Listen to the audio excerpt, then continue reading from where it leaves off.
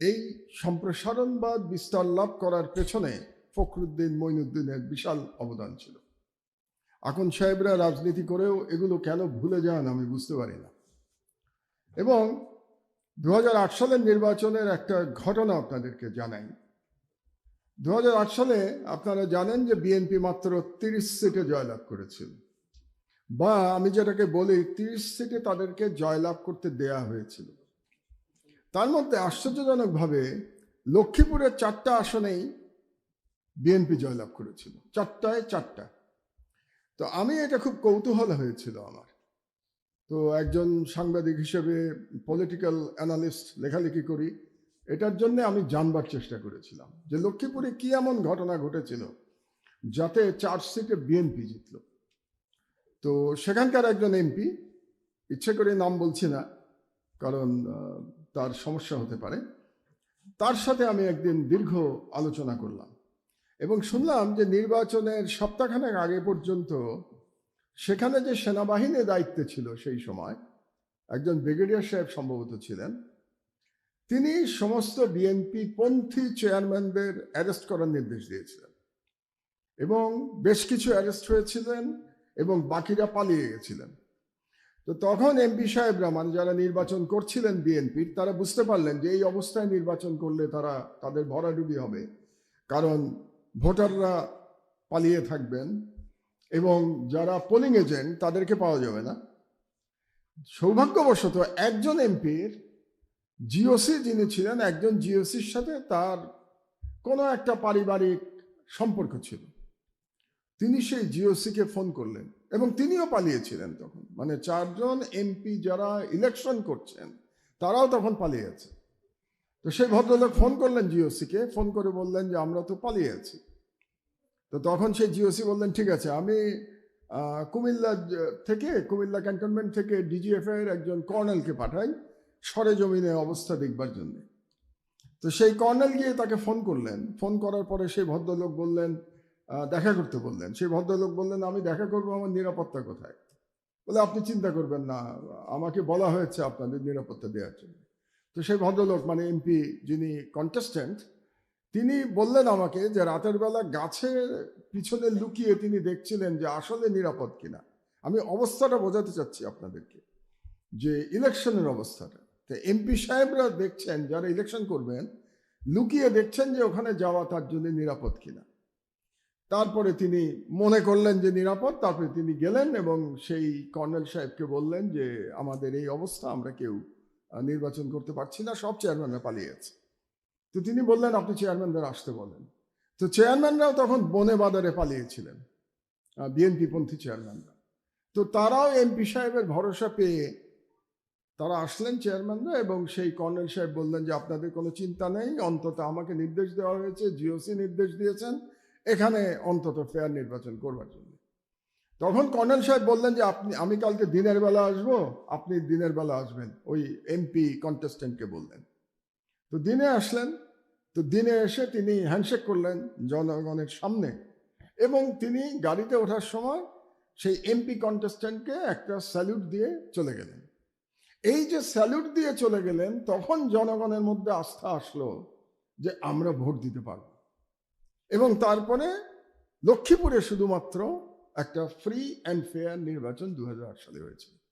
আমি এই কথাটা এই জন্য বললাম আপনাদেরকে যে প্রশাসনের ভূমিকা কতটা গুরুত্বপূর্ণ, প্রশাসন কি সিগন্যাল দিচ্ছে এটা কতটা গুরুত্বপূর্ণ, এটা বলার জন্য। আমাদের ভুলে গেলে চলবে না যে 2008 সালে ডিলিমিটেশন করা হয়েছিল শুধুমাত্র আওয়ামী লীগকে জিতানোর জন্য। এমনভাবে ডিলিমিটেশন করা হয়েছিল যাতে করে আওয়ামী লীগ একটু সহজে জিততে পারে। দুর্ভাগ্যবশত সেই সময় ইলেকশন কমিশনে যারা ছিলেন তার মধ্যে একজন কিন্তু বর্তমান সরকারের উপদেষ্টা। তো আমি আশা করতে চাই তিনি পূর্বের ভুল থেকে শিক্ষা নিয়েছেন, এবার ফ্রি অ্যান্ড ফেয়ার নির্বাচন করবেন, কারণ ওবার তো তারা আওয়ামী লীগকে জেতানোর চেষ্টা করেছিলেন। কাজেই আমি কাউকে বলতে শুনেছি ইউনিস সরকার, অথর্ব, ফখরুদ্দিন সরকার খুব ভালো ছিল, তারা এত তাড়াতাড়ি ইতিহাস ভুলে যায়।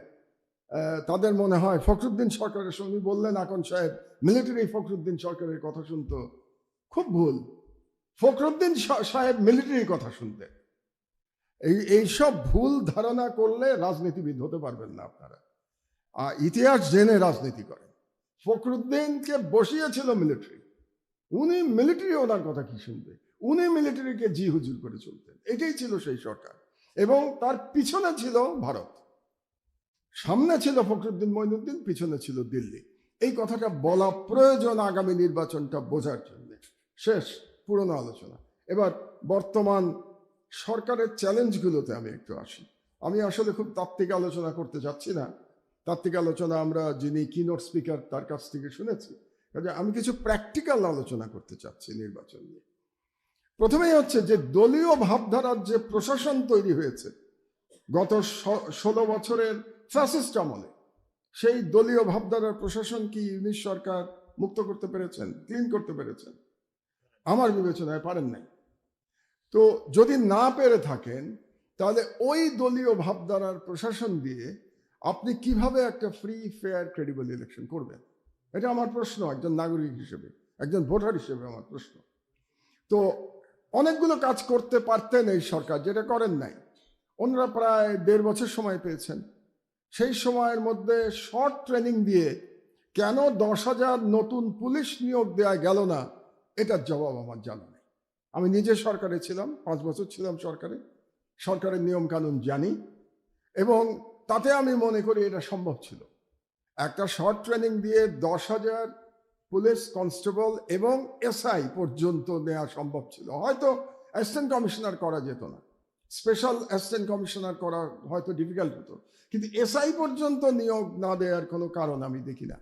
এবং তা যদি পেতাম, আমি যদি পুলিশ নিয়োগ দিতে পারতাম, সেখানে হয়তো অনেক জুলাই যোদ্ধারা যোগদান করতেন, এবং সেই প্রশাসন তারা ওন করত এই জুলাই বিপ্লবটাকে, এবং এই বিপ্লবকে যেহেতু তারা ওন করত, সেই কারণে তারা একটা ক্রেডিবল ইলেকশনের জন্য কাজ করত।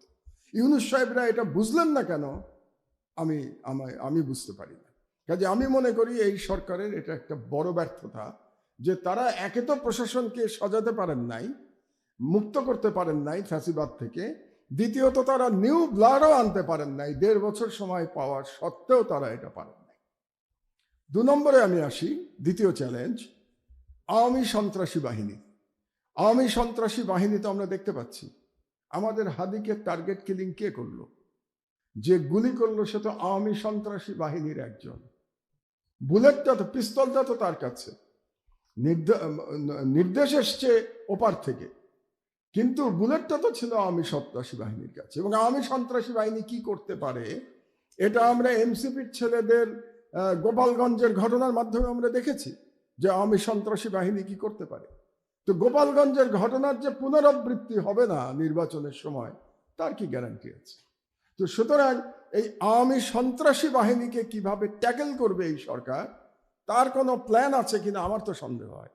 কারণ এই সরকারের শেষের দিকে এসে, একেবারে শেষে এসে, হাদির মতো একজন ভবিষ্যৎ নেতা বাংলাদেশের, তাকে প্রাণ হারাতে হলো আততায়ীর গুলিতে।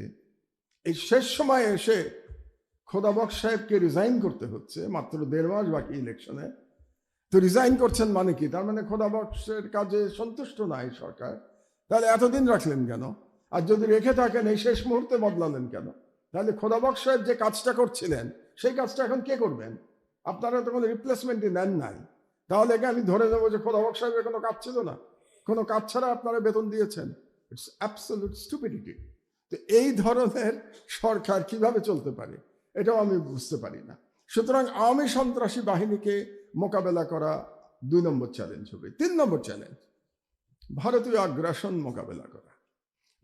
আমি অনেকবার বলেছি এটা নিয়ে, অনেক ছেলেরা অনেক সময়, জুলাই যোদ্ধারা আমাকে ভুল বুঝেছে। আমি অনেক সময় বলতাম যে বাংলাদেশে একটা ফ্রি ফেয়ার গ্রহণযোগ্য নির্বাচন ভারতের স্বার্থের বিরুদ্ধে। ভারত চায় না বাংলাদেশে একটা অ্যাকসেপ্টেবল ইলেকশন হোক। এটা বললে সবাই অবাক হয়ে যেত, আপনি এটা কি বলছেন যে ভারত ইলেকশন চায় না? ভারত মুখে বলছে ইলেকশন চায়, আমি মুখে বলছি, তারা চায় না। কারণ ইলেকশন হয়ে গেলে এবং সত্যি সত্যি যদি জনগণের অভিপ্রায় সেখানে প্রতিফলিত হয়, তাহলে পরে সেই সরকারের সময় বাংলাদেশে এই অপকর্মগুলো করা কঠিন হয়ে যাবে। ইন্টারন্যাশনালি ভারত চাপের মধ্যে পড়বে। কাজে তার জন্য সুবিধা, বাংলাদেশে যদি একটা অস্থিরতা থাকে তাহলে ভারতের জন্য সুবিধা। তো এই যে ভারতের আগ্রাসনের আপনি আজকে আমাদের পত্রিকার একটা লিড নিউজ, এটার টাইটেলটা হলো, হেডিংটা হলো, আমি জানি না আপনারা কতজন পড়েছেন, হিন্দুত্ববাদী ভারতের কপট মাইনরিটি কার্ড। কপট মানে আপনারা জানেন হিপোক্রেসি। কপট মাইনরিটি কার্ড। কদিন আগে রাজবাড়িতে সম্ভবত একটা সন্ত্রাসী বাহিনীর প্রধান নিহত হয়েছে গণপিটুনিতে। খুবই খারাপ কথা। লিঞ্চিং কোনো সভ্য সমাজে অ্যাকসেপ্টেবল না, কিন্তু সে নিহত হয়েছে তার রিলিজিয়নের জন্য না, সে নিহত হয়েছে তার কর্মের জন্য নিহত হয়েছে সে। কিন্তু ভারতে 2 ঘন্টার মধ্যে প্রচারণা শুরু হয়ে গেছিল যে একজন হিন্দু যুবককে পিটিয়ে মারা হয়েছে, অথচ সে ওখানকার সব থেকে নটোরিয়াস সন্ত্রাসী বাহিনীর প্রধান। চাঁদাবাজি করতে গিয়ে এলাকার লোক তাকে পিটিয়ে মেরে ফেলেছে। এটাও খারাপ, কারণ এতে মনে হয় যে জনগণের সরকারের প্রতি আস্থা নাই, না হলে তাদেরকে আইন কেন নিজের হাতে তুলে নিতে হচ্ছে। কিন্তু প্রচারণাটা খেয়াল করুন। এবং কোন ভারত আমাদের দেশের মাইনরিটি কার্ড খেলছে, যে ভারতে প্রতি মাসে একজন মুসলমানকে পিটিয়ে হত্যা করা হচ্ছে, প্রতি মাসে। লিঞ্চিং এ ওয়ার্ল্ড রেকর্ড করেছে, ধর্মীয় কারণে পিটিয়ে হত্যা করার ওয়ার্ল্ড রেকর্ড ভারতের। যে ভারত এই খ্রিস্টানদের সবচেয়ে বড় উৎসব বড়দিনের আগের দিন সান্তা ক্লজ সব মেরে পিটিয়ে দিয়েছে, ওদের সমস্ত জিনিস ভেঙে চুরমার করে দিয়েছে, সেই ভারত বাংলাদেশকে মাইনরিটি প্রোটেকশনের জ্ঞান দেয়। এর থেকে হিপোক্রেসি আর কি হতে পারে? কোন মরাল রাইট আছে ভারতের বাংলাদেশের মাইনরিটি নিয়ে কথা বলতে? এগুলো আমাদের জোর করে বলা দরকার। সমস্যা হলো, আপনি দেখবেন যদি আপনারা পত্রিকা পড়েন, মুশকিল হলো পত্রিকা পড়া ছেড়ে দিয়েছেন আপনারা। পত্রিকা পড়লে দেখবেন যে এই যে ভারতের অপকর্মগুলো, এগুলো আমার দেশ ছাড়া অন্য কোনো পত্রিকায় প্রকাশিত হয় না। বাংলাদেশে কোনো পত্রিকায় পাবেন না। এই যে ভারতে যে মাইনরিটিদের উপরে যে আক্রমণ হচ্ছে, এটা পাবেন না। কারণ তাদের ন্যারেটিভ হচ্ছে ভারতীয় ন্যারেটিভকে এখানে প্রতিষ্ঠা করা। বাংলাদেশ দুর্ভাগ্যবশত বাংলাদেশের অধিকাংশ মিডিয়া হচ্ছে ভারতীয় ন্যারেটিভের সাপোর্ট বেস হিসেবে এখানে কাজ করে, ইন্ডিয়ান সফট পাওয়ারের অংশ হিসেবে এখানে কাজ করে। এটা হচ্ছে আমাদের দুর্ভাগ্য। এখান থেকে মুক্তির উপায় আমি জানি না। তো সুতরাং আমাদের ভারতীয় আগ্রাসনের দিকে আমাদের নজর রাখতে হবে। আর 4 নম্বর হলো এই সরকারের অনভিজ্ঞতা। অনভিজ্ঞতা শুধু বয়স বাড়লে কি অভিজ্ঞতা বাড়ে না। আর বয়স বাড়লে আমার মতো বোকাও তো হতে পারে, নির্বোধও হতে পারে আমার মতো, যে মানে লোকগুরু বুঝি না, নিজের স্বার্থ বুঝি না, সব সময় লড়াই করে যাচ্ছে, তো একটা বোকামি। তো বয়স বাড়াতেও আমার চরিত্রের কোনো পরিবর্তন হয়নি। কাজে বয়স বাড়লেই যে বুদ্ধি বাড়বে তার কোনো কারণ নাই। তো সুতরাং এই সরকারে অনেকেই বয়স্ক আছেন, কিন্তু তারা মনে হয় তাদের কাজে অনভিজ্ঞ। এবং তার চেয়ে বড় কথা, সিদ্ধান্তহীনতা। আমি আপনাদেরকে একটা কথা বলি, আমি সরকারের দায়িত্বে শুধু না, আমি অনেক